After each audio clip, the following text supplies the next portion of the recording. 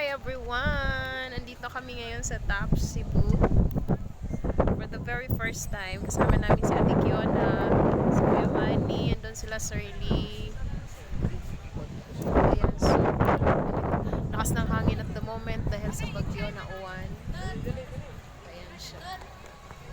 First time kong makarating dito, grabe.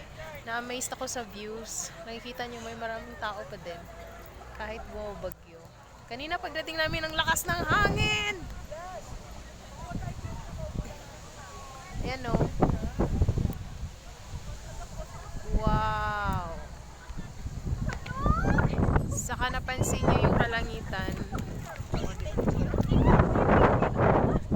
Umuulan siya actually.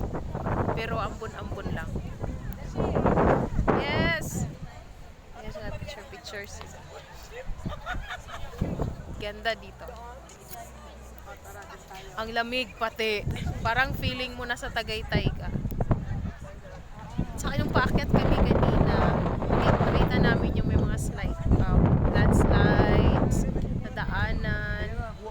So, nagpicture-picture sila habang ako nag-video. Yan. So, malamig. Ano mo yan? Parang Tagaytay. Yan siya. Saka kailangan hawakan ng maayos yung phone dahil parang ililipad siya.